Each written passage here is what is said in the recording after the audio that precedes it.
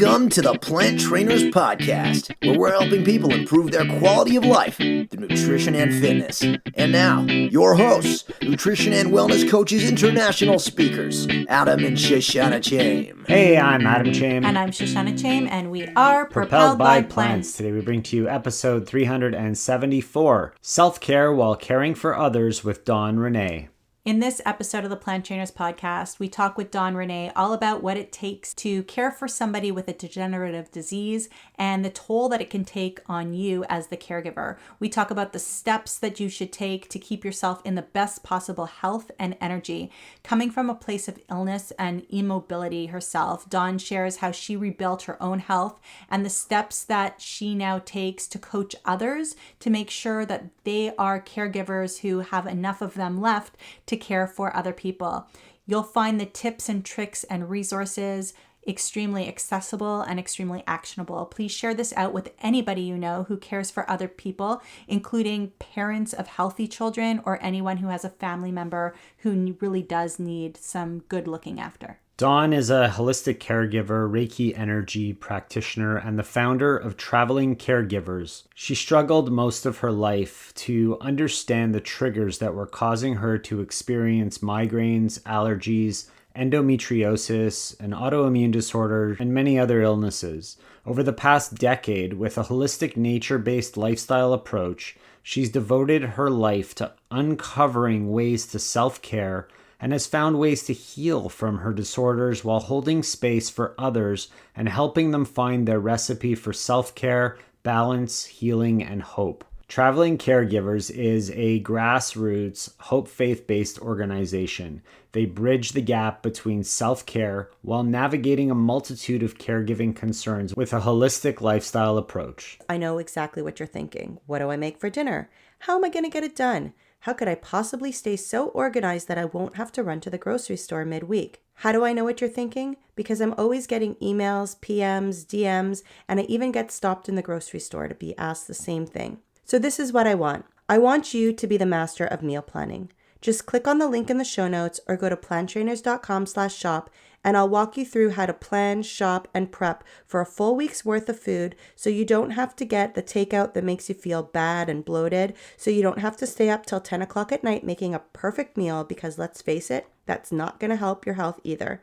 You need to be exercising, talking to loved ones, binging on Netflix. You can choose how to spend your extra time, but you don't need to spend that extra time running to the grocery store in the middle of the week, in the kitchen, or wondering what to make. Go to planttrainers.com/shop, click on the Meal Planning Mastery link, and become a rock star.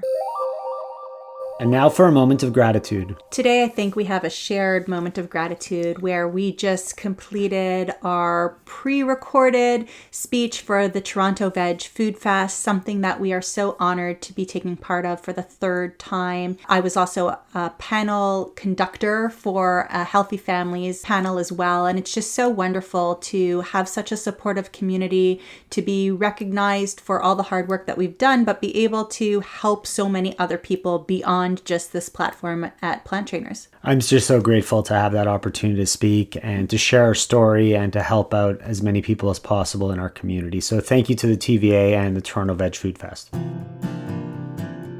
Dawn Renee, thank you so much for joining us on the Plant Trainers Podcast today. Thank you so much for having me. I am very interested to get into today's topic. And before we do, I wanted to know if you have a moment of gratitude to share with us. Actually, I do have one, and I think it's one that's near and dear to your heart, too, and it has to do with ASEA. I've been using some ASEA on myself, but I started using it on somebody I care for, and I'm seeing really great improvement with her, and it's pretty huge because of the state that she's in, so I'm pretty excited about that and just excited to see where that goes. That is exciting. And I'm grateful for that too. When you reached out to us to say like, hey, I have some really great content for the Plant Trainers Podcast. And we had a little, chit chat first, and you had heard of the redox before, you had heard of ASEA before. And, you looked at the science again and you said, this is something that can definitely help in our situation. And I'm glad that you're seeing improvements. And I'm just, any way that I could help somebody improve their quality of life is great. And sometimes we get amazing results with plant-based, and sometimes we need to take it a little further and use some other tools. So having the tools that we have at Plant Trainers is wonderful, because there is really something for everybody. And you mentioned, the person who you take care of. And really that's what we're going to talk about, is taking care of other people and how to take care of ourselves at the same time. But before we get into that, why don't you tell us a little bit about how you found plant-based and what made you make that switch? Well, my whole life I had been struggling with autoimmune disorders and just a number of issues, health issues. And about 10 years ago, I ended up in a bed and couldn't move. And my husband had to carry me everywhere. He had to take me to the clinic. He had to take me to the doctor. He had to do basically everything that I would do in a normal day for 30 days. He had to do everything and take care of me. And it all stemmed from me not knowing what was triggering my issues. And so while I was in that bed for a month, it gave me a lot of time to think. And it also helped me reevaluate my what I was doing with my nutrition. And prior to that event happening, I was still eating meat. And I didn't realize just how badly meat was triggering a lot of my issues. So when I got sick, everything went off the table. I pared it down to plants only. I was eating plants only for 30 days. And I basically did 2 smoothies a day, and then did 3 herbal teas a day of marshmallow root. And I did that for 30 days. And after 30 days of doing that, on the 30th day, literally on the 30th day, I was able to stand. Prior to that, I couldn't hold my own weight. I couldn't even get up out of bed. And it was all because of plants. So when that happened, and then looking at all the issues that I was dealing with diabetes type 2. I was dealing with a gluten allergy. I was dealing with allergies to dairy. I was dealing with autoimmune, Lyme, endometriosis, chronic fatigue, gallstones. Well, that came later. Okay. That came like 2-3 years ago. But during that time frame, I was dealing with all this other stuff, and I got bit by Black Widow all at the same time, and then having these gallstone attacks. So literally within a 24-hour period of time, me being bit by the Black Widow, I was down for the next 30 days. And it was plants that saved my life. And prior to that, I was a personal trainer. I believed in, eating my chicken and my broccoli and my potatoes. So I was getting the vegetables, but I was eating the meat too, not realizing that I also had food allergies to meat. So during that period, I went and I did some food allergy tests and found out that I was allergic to salmon and chicken, and I couldn't eat red meat anyway because it made me sick every time. So literally the meat was gone. I threw it all out, didn't want to have anything to do with it, and haven't looked back. It's just been something that I found plants worked best for me, It really did. How long ago did this change happen for you, and what instigated or initiated moving over to plants as your main source of food or your source of food? Well, at the time, I was actually working as I was a partner at a holistic care shop. And so we would have people come in and talk to us about their lives and everything. And we would try to help find balance in what they were doing and try to identify what maybe they were deficient in or what was triggering. And while I was doing this for others, it started to alert me to things that I was feeling and experiencing with myself. And at that time, the lady that I was working with, the owner of the shop, she kept making suggestions. She's like, well, you might want to try just going plants only for a while and see what happens.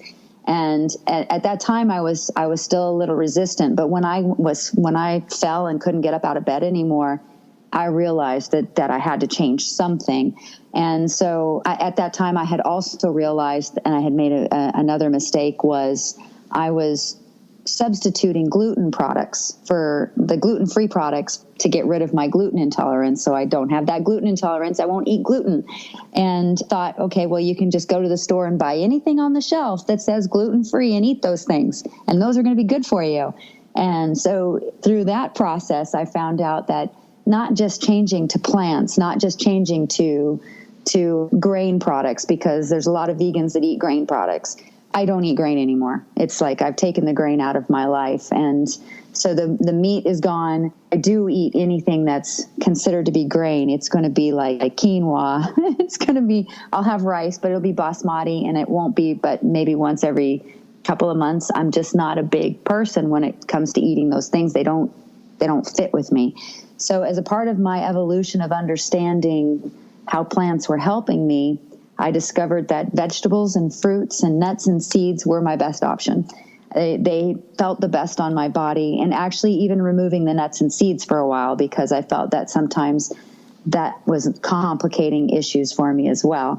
So during that month, I literally pared it down to 2 shakes a day. My shake consisted of a grapefruit, a lemon, some spinach, some hemp powder, some amazing grass, and blueberries. That's it. That's all that was in my shake for a month, for an entire month, 2 of those a day. And it's literally all that I seem to be able to tolerate. And after the 30 days and I was able to stand on my feet again and get my energy back, I realized that plants were my answer from here on out. I just didn't want to experience being in that bed ever again and not being able to lift my own weight again. And then also being in a shop where you're caring for other people and you're trying to be there and hold space for people that are experiencing their own issues. I couldn't ignore my issues anymore and go in denial about it. Oh, I have to have the protein, so I got to eat chicken. No, it's not true at all. That is not true. You get so many more proteins from your greens than you can from the chicken, and your body can actually assimilate it. So yeah, for me, it worked out to be the best solution. And it all kind of happened within a 6-month to 9-month period of realization. Because prior to that, I was living the personal trainer life of broccoli, potato, chicken. Those were my main things. So you kind of had a little birdie whispering in your ear, and at the same time turned to your own intuition and was able to figure out what was going on. And how soon after you were able to stand up did you begin to diversify your plant foods? So I went really slow because I didn't want to shock my body. And I was like, okay, this is working. What I'm doing is working. So I started introducing one food at a time. And I would just have that one thing introduced for 7 days before I would take on anything else, because I really wanted to understand if it was hurting me or not. And I wanted to pay attention to any symptoms or signs that I might be feeling. If I got a headache, if it made me feel bloated, if I just wasn't digesting it well, so it was kind of an elimination diet at the same time, trying to identify what was making me feel these things that I was feeling. I walked slowly back into it. It reminds me of when we had our kids start eating solid foods, and you introduce one solid food at a time, make sure there's no reaction, right? But you've mentioned some really good stuff in there in terms of you were working in this shop and you were helping to care for other people, and you needed to care for yourself first. And I think that a lot of people think that it's embarrassing or it's wrong to be on your own health journey as you're helping other people. But indeed, that's not true. There are so many different reasons why you can be in ill health. I mean, a poisonous spider bite is one of them and has nothing to do with what you're eating to begin with. I mean, maybe your body would have been a little bit more resistant to it, but things happen at the same time. So talk to us a little bit about what are some of the challenges, because I know that you were taking part in that in the store, but now also, taking care of people one-on-one. So what are some of the rewards and what are some of the challenges that come with being a caregiver for somebody with a degenerative disease? Well, when I first started caring for somebody that had a degenerative disease, she has ALS, and I'm a caring person. So, my initial response is to go and save that person, to go jumping in. And no matter what's going on with that person, she needs you. And no matter what's going on with you, she needs you because she can't take care of herself.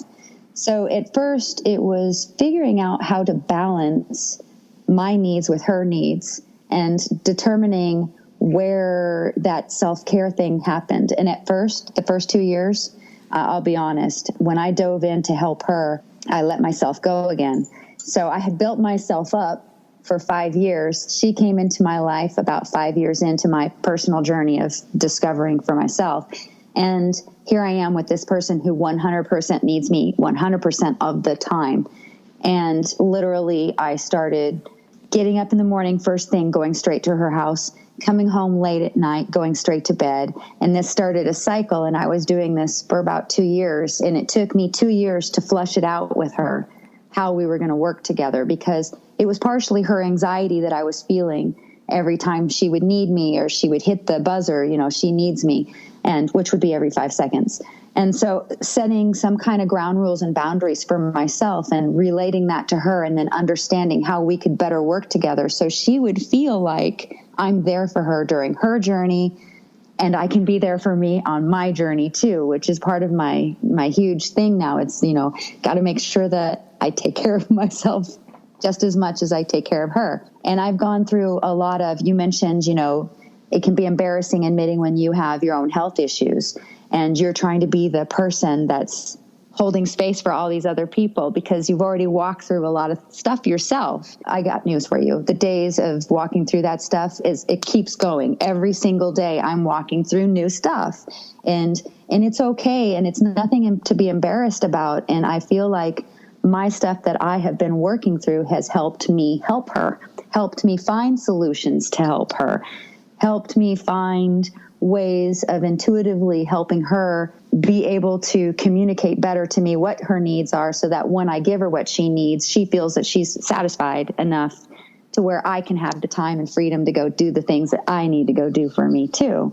So the journey has been, it's been amazing for me to be walking this for the past 10 years. And now with her, she's given me a whole new element of it, and basically seeing the healing process from another person's perspective and witnessing it 24/7 now because I live with her, and then being able to figure out, how to ebb and flow together, and it's a process. Every single day, I just have to intuitively look at it as a brand new day.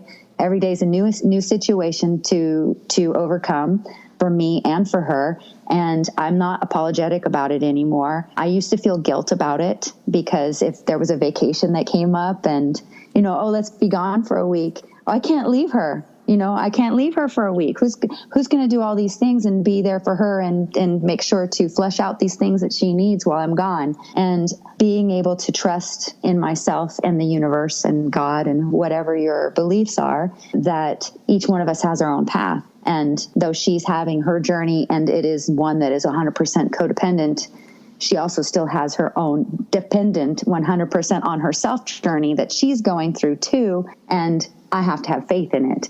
And so really just trusting in that process and trying to identify the things between the two of us and figure out what that looks like and not apologize for it anymore and recognize when I need attention has been two things. I think all of that is probably intensified when the person who you're caring for is either your partner in life or a blood relative as well, and taking the day off to go to a wedding or go get some sun, leaving the responsibilities for somebody else. And I'm sure physically and emotionally, this kind of care can lead to burnout. What do people have to look for in terms of making sure that they're not burning out, or if they are starting to burn out? It's not just that, though. Before you answer, I think it's also very challenging for parents. You mentioned partners, but parents always, everybody wants to do the best for other people. And sometimes we lose sight of what we really need as people. And in order to help somebody else, we need to be able to help ourselves first. So I think we have a lot of parents that listen to this show. So it's really something that's going to help them too. Yeah. Even if it's not somebody with a disorder, right? Like, Absolutely. especially, starting to come out of this whole COVID situation and being home with your kids so much more, or being with your spouse or your partner or somebody who you're caring for when you normally would have left for a couple of hours and somebody else would have been able to take over. It's been hard on people. Yeah, absolutely. It's that you bring up a good point, because just because my friend has ALS, it's definitely a situation that could be applied to any situation, whether you're a parent or whether you're dealing with Alzheimer's or whether you're dealing with anybody who's dependent on you, you know. And for me, when in the times that I've been feeling the burnout, or when I feel like I'm hitting a threshold, I might have one day, don't know why, where by 7 o'clock at night, I'm just exhausted. I am just completely spent. Don't know what happened. I'm sure there's a lot of things that happened, stress-related things or things that happened during that day that took a lot of the energy. And so it's been recognizing when you first feel those symptoms, whether it's a headache or whether it's you need more water because you're dehydrated, or you just need to go rest for a minute or meditate or take a nap. Anytime I'm feeling my body feel any kind of stress, the first thing I do is go take a 15-minute break. So I just immediately say, okay, get done what I got to do right here. As soon as I'm done doing the emergent thing, I am going to go emergently take care of myself, and make an appointment with yourself. Say, I'm going to go have an appointment with myself right now because I'm important too. And that doesn't mean that you're going to neglect them. It just means you're going to go and say, hey, everybody, I'm going to go take a 15-minute time out. I just need 15 minutes to go recollect. So whether that's take a power nap, whether that's go outside and do some breathing exercises, whether that's sit outside and pray, whether that's go outside and read, or just not think about anything at all and meditate, whatever that is for you, that's what I say to people to go do. But do something that doesn't involve any stress. Do something that brings everything back down to kind of that, place where your body likes to be, which is calm. Our natural body wants to be in a place of calm. It doesn't want to be freaking out or trying to go through the stressors that's on it. So it needs calm. So what can you do to bring calm to yourself? Is it yoga? Whatever that is. So find that and go do that. And then if you don't do that, and what I've been guilty of in the past, and now I'm completely accountable and can recognize that I did these things to myself. There's been, even at the beginning of this year, I went through an episode of mono because I realized that I had pushed myself. I kept ignoring those little signs. I got this. I can do this. I'm going to keep going. I'm going to keep pushing. I'm going to push through this because I'm stronger than this, and I'm going to show it that I'm stronger than this by pushing through it. And I eat plants, so I can do this. So I feel good. So I would push, and get all the way through it. And then by the time I'm done, I've completely emptied everything out of me. I have nothing left. Now I'm passing out. Now if I sit down, I'm literally falling asleep if you're talking to me, because I've pushed myself past that point. And I'm so guilty of that. My whole life, I've always been the person who's done multiple jobs. I've always been the person who's tried to push past things and try to prove to myself I don't need sleep. Sleep is for the weak, right? And so that's not reality. You have to give yourself those opportunities to rest, and resting is the key. And whatever that is for you. Just wanted to pop in here and remind you about our Easy Recipes for Busy Parents e-cookbook, where we help you to really get meals done for a whole week. Make sure that we overlap ingredients so that you don't have to go out buying a crazy amount of ingredients that you're never going to use again. And the recipes are pretty simple, and children aren't scared of them when they're trying them out for the first time. So if you want to get that, you could click the link in the show notes or pop over to planttrainers.com/shop and check out our Easy Recipe for Busy Parents cookbook. And now back to the show. And so being able to help people be well, we have to be well ourselves first. And so taking the stress out of it, taking a moment to calm down, to breathe, to meditate, whatever it is, awesome. To maintain more focus on our self-care, what are some of the other things that you would suggest people to do? My number one thing is breathing. And it's so funny because somebody asked me nutritionally what I would suggest for somebody first. And I said breathing, because if you practice proper breathing, and I love Wim Hof. Wim Hof is great for me. There's all kinds of other breathing exercises. Indians have great breathing exercises, but any time that you're actively focusing on the breath and then practicing holding the breath and letting that breath saturate your entire body, you're going to oxygenate more. You're going to create more opportunity for your body to assimilate and absorb the nutrients that you're giving it. So breathing is number one. Plus breathing, when you breathe, you can naturally bring your blood pressure down. You can bring your heart rate down. I've had to do this a number of times with the lady I take care of because she would have anxiety. So I would have her practice doing deep breathing in through her nose, out through her mouth, and we would just slow her breathing way down. And I would show her with a pulsometer, that her heart rate would come down just by slowing her breathing down. So when we breathe and we slow our breathing down, it also allows for more oxygen to get to our third eye and to our pineal gland. And then therefore we can think more clearly and we can have more clarity about the situation. And we can remove the emotion, or at least calm the emotion down to where we can actually process it. So for me, number one is breathing. Number two would be water.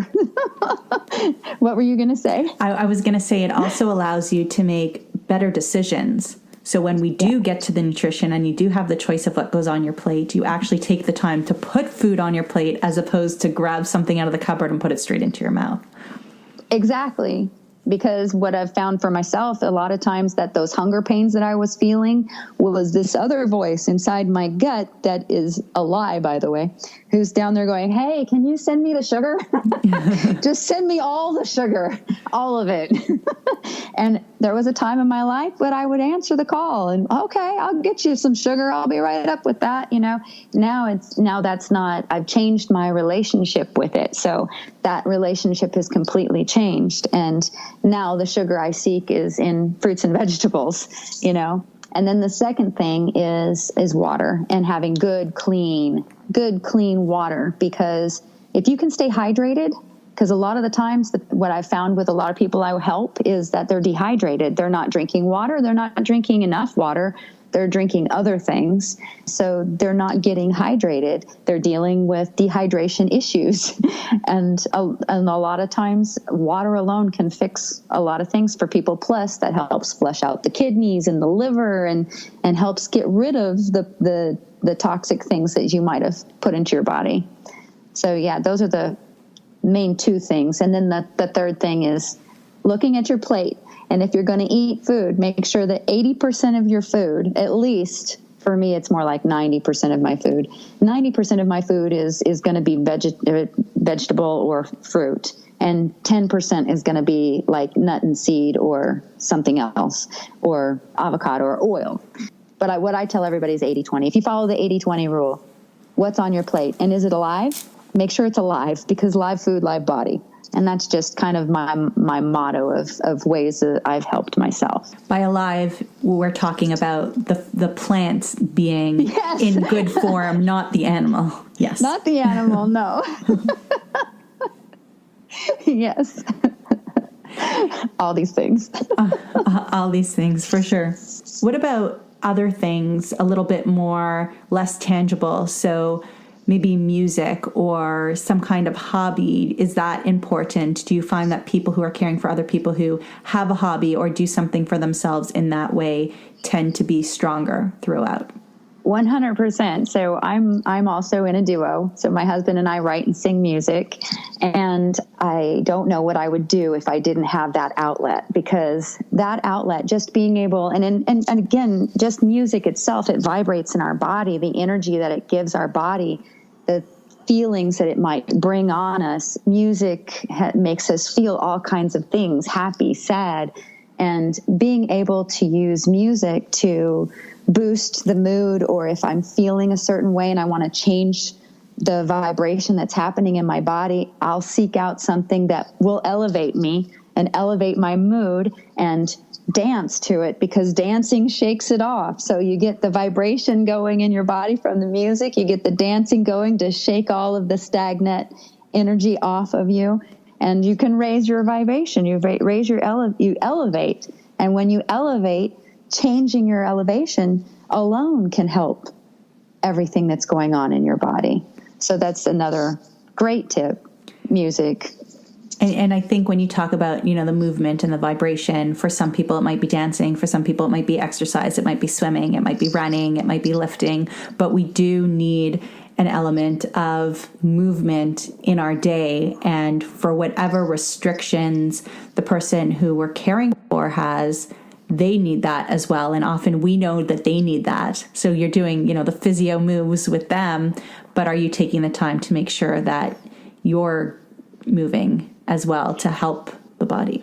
Absolutely. And the lymph system, it's right underneath the skin and it doesn't move itself. And that's where all of your toxic waste is going from your body. So you need to move. I also have a rebounder, so I rebound, and rebounding helps get my lymph going. You can do yoga.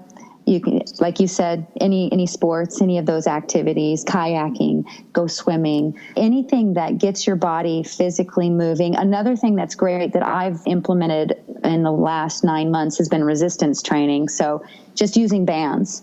So I like to use bands. I have a rebounder, and then I do yoga. And then I have a yoga trapeze too that I hang upside down, because I like to hang upside down. So if you don't have a yoga trapeze, use a inverter board and you can hang upside down and get your blood flowing the other way.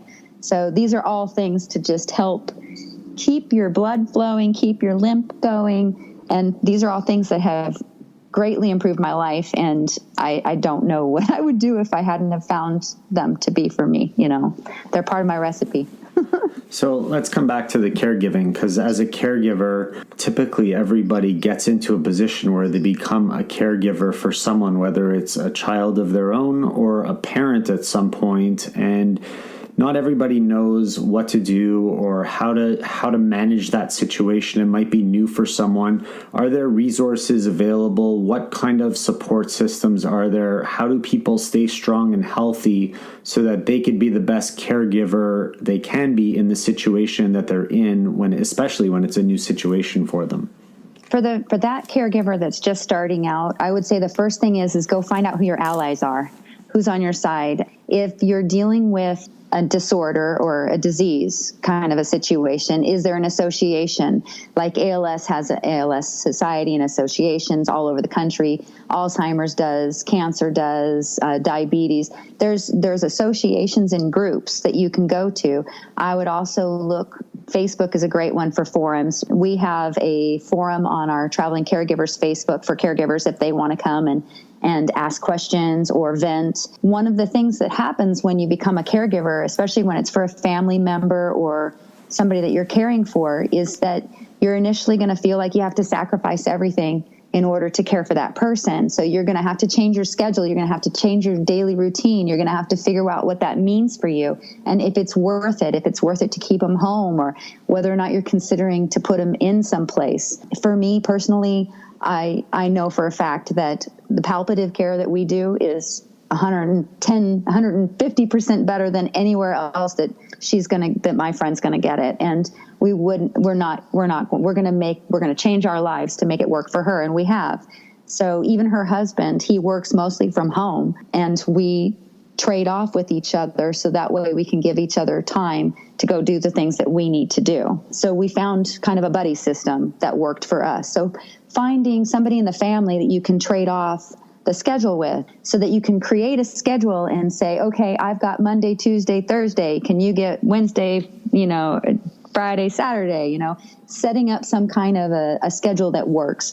Also identifying the needs that the patient has, what supplies that they're going to need, getting out ahead of it, writing it out, figuring out what they're going to start needing right away, so that you can start systematically having that stuff on auto ship, make sure that it's going to arrive so that you don't have to constantly be chasing it. Because if you're constantly chasing it, that's one more job, and it really does take away from your time. If cleaning the house is an issue and you'd rather spend time caring for your person, then hire a house cleaner, or hire somebody to come in and take care of your house chores once a week, or whatever you can afford. Or see if somebody in the family is willing to do that as a part of their help. There's certain ways that you can go about it, and definitely looking at your family, and don't be afraid to ask. Because even what I found with the lady I care for, I'm her friend. She didn't really necessarily want her family caring for her. She was embarrassed. So even as a person who's in the situation she's in, she's embarrassed about the situation she's in, and she doesn't want to share that embarrassment with her family. It really hit her. And so when they come to visit, what we have determined is the way that they help is they help me clean the house, or they might help in the yard. They help me with other things, or they just sit with her for hours and tell stories, because that's what she really wants. She just wants somebody to sit there with her for hours and tell stories. So it's identifying what is going to give care to that person while you're able to set up some kind of a system that's going to work around that. And you just keep fine-tuning it, because it changes all the time, but you get as much of it on autopilot as you can, because that will get you some time back in your day. And I think you've made a really good point that when you're caring for someone, it's not just dressing them and feeding them and making sure that all of their levels are okay. There's a household to run. There's an outdoor area. There's personal connection. So some people are lucky enough to have family members who cover all of those bases. Some people are lucky enough to have family members who could at least cover the visits a couple of times a week. And if you're even luckier, they will help with chores and things like that. But some people don't necessarily have that. And some people don't want to put the burden on other family members, or other family members live too far away, or have too many children under the age of 5, or whatever it is. So if we're looking to hire someone to take care of, then what do we need to look for? What are those important qualities and qualifications? And are qualifications important in this case? What do they need to look for when looking for somebody to invite into their home to help take care of their loved one?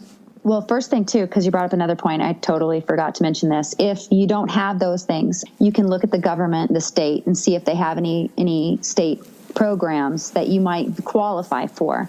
So if you can't necessarily afford to have an ambulance come and pick up your person and take them to the clinic, or a shuttle to come, there is, here in Tennessee, we have a shuttle that you can actually become a part of a program where they will come and pick you up in your wheelchair and take you to your destination if you qualify. Same program, they might offer nursing. So they might have a nurse that could come out and do a bath, 5 days a week, and they could be here for 2 hours a day. You might have insurance that might cover a nurse visit for 2 hours a day. So looking into your insurance to see what might be available there, looking into any state programs that you might qualify for. And if you don't fit any of those profiles, which is completely possible, and you're kind of in that place where you can afford the help, but you don't have a lot of money to afford for the help. So you have to come up with a budget, and you have to ask yourself, okay, what am I willing? What would bring me the most? What help for me right now? Is it 1 day a week? Is it 2 days a week? Is it every day a week? You're looking at here in the States, you're looking at paying approximately $18 to $25 an hour for somebody who is what I would consider to be qualified. And what I mean by that is you're looking for somebody that's either, and it also is dependent on your situation and how deep down your situation has gone. So for me, I need somebody who has basically been able to handle turning a patient, who can handle the physical needs, because my patient does not come out of her bed unless we're taking her outside. So we do everything in her bed. And so you have to be able to physically turn her. You have to be able to do all of the massage work. You have to understand what that is. You have to understand a vent. You have to understand a feeding tube. You have to understand a catheter, understand all the ramifications of cleaning those areas and making sure that all of that's taken care of. So for me, when I'm looking for somebody, I'm looking for 2 different types of people. I'm looking for one to be my physical person who can handle all the physicality stuff. And then I'm looking for a technical person who can handle maybe doing the trach, because what I've discovered is that you might not find the person who's one and the same. You might not find the person that can handle the physical moves and can handle doing suctioning from a person with a vent. So you might have to look for that person who just specializes in that, and then you have to look for the person who can handle the other stuff. But the person that can handle the physical stuff can also handle cleaning up her room and cleaning up her area and handle the food schedule. And so it's just about determining what are those needs for your patient and then matching it. when I started going out and doing interviews, I went to places like care.com and put up a profile, and I had a few people call, and I interviewed a few people and still didn't really find that I found the right person. I actually found the person that I have, the two people that I have now, from referrals. And I went to the associations and I went to them and I said, do you guys have anybody you refer that has handled my instance before, that has handled ALS and has an understanding of what we're dealing with here? So I went and specifically found people that had handled ALS before. You might also look into hospice nurses, because hospice nurses or caregivers of hospice have dealt with all sorts of situations. And so they have more of an understanding and more of a patience with a person that's in more need. Another thing is going and setting up an ad. You can set up your own placement ads and see what you get from that.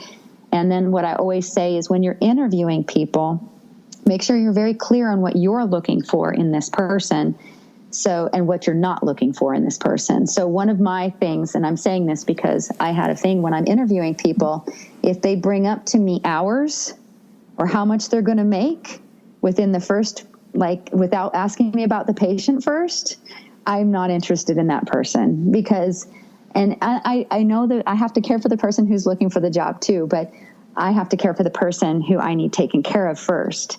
And for me, I really want to make sure that the person that's in there is going to be patient with her, because it takes a lot of patience to work with a person that's going through what they're going through. And in the beginning of what Anne was going through, it was a lot of anxiety. So she would throw tantrums, and it was a lot of emotional release. And when you're dealing with people who are having emotional release, you have to be in a place where because you can't engage with that. And so identifying those things, when I would sit down and interview with somebody, I would have certain questions, certain criteria of questions that I would specifically ask just to see the reaction. And based on their reaction, it would tell me whether or not I was going to have them back again. So sounds like you're looking for skills, but you're also looking for personality and character traits that's equally important, if not maybe even more important than the skills. And once you could get that part, you've gained so much knowledge in the last 15 years of this work that you've been doing, and it really is quite amazing what you've been able to do for yourself, what you've been able to do for the lady that you take care of. Tell us a little bit about Traveling Caregivers and how you might be able to help some of the people listening who are in the position or maybe about to go into the position of taking care of somebody else. So Traveling Caregivers was my way of advocating for caregivers and sharing my experiences, sharing what I've already gone through. I've vetted so many products. There's so many things I believe in now after using them for so long. And being able to take that and say, okay, caregivers, here's what I've learned. You have to put the air mask on first. If the plane is going down, you have to put the air mask on first, because if you don't put the air mask on first and the plane goes down, you're just going down with the plane. And so you won't be able to help anybody else on the plane. So put the air mask on first means self-care, finding ways of self-care.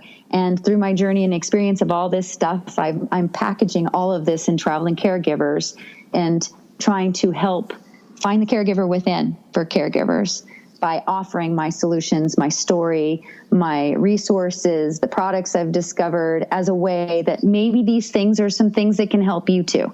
Maybe they can help find your self-care. You can find your own recipe, because each one of us has our own specific things that are going to work for each one of us.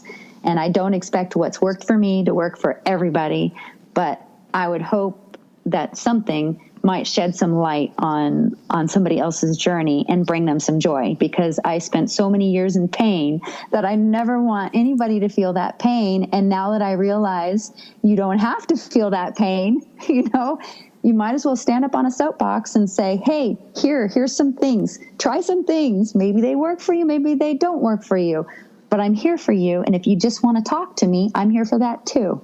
So Traveling Caregivers was started as a resource for bringing all that together and providing respite and self-care for caregivers. And we can definitely associate with that feeling of, hey, I've learned it the hard way and I want to help as many people not get into that situation. If somebody's interested in Traveling Caregivers, is it more of a program or package that they purchase, or is it like one-on-one coaching from you? What would that look like? Right now, it's just been one-on-one coaching. In the future, I hope to branch out and have all kinds of things available for, more people. But right now I'm just doing one thing at a time. We do have a forum and people can come to the forum and talk to me if they want to talk to me there. I'm hoping that the podcast that we're doing today will help shed some light on maybe somebody's journey. And I'm happy to talk to people. I just want to get this message out there, I think it's as much as possible. Yeah, I think it's such important work that you're doing. And thank you for sharing all those great tips and the story and Traveling Caregivers. I think it's a great opportunity for people to really dive into a space that there may not be a lot of information already available. So I think it's really valuable, and thanks for sharing. If people want to reach out and connect with you, where would you like them to go? You can find me at travelingcaregivers.com, and that's with one L, Traveling Caregivers with one L.com. And you can go there and find my Facebook, my Instagram, my Twitter. You can reach me literally on any of it. So I get all of the messages. So no matter where you put your comment or message in, I'm going to get it. Amazing. We're going to link to all that in the show notes at planttrainers.com. Thank you so much, awesome. Dawn, for your time today, for everything that you're doing. And I really do think that there are people out there that are going to take a breath, take some have a glass of water, take some reflection on themselves. And if they're doing the best for their person who they're caring for, and by taking care of themselves enough. And I know that you'll make an impact for sure. So thank you so much for your time. Thank you. Thank you for having me. Thank you all so much for listening to this edition of the Plant Trainers podcast. We want to make sure that you subscribe on iTunes, Google Play, iHeartRadio, Stitcher, or any other podcasting platform. We really appreciate the feedback we receive from you. Every time we get a 5-star rating or review on iTunes from one of our fans, it really helps other people find us just like you did. Thanks so much to our patrons. To become a patron, visit us at patreon.com/planttrainers. Even supporting us with $1 really makes a difference in the quality of the show. And don't forget to connect with us on Instagram and Twitter. Our handle is @planttrainers. Like Plant Trainers on Facebook, join our newsletter, and check out our website at planttrainers.com for awesome recipes, a list of our services, and of course, our latest podcast. We encourage you to email your questions to info@planttrainers.com so that we can help you improve your quality of life through nutrition and fitness. So we hope we've inspired you today. Join us again next time and have a healthy day. Or is that too corny? It's a little cheesy.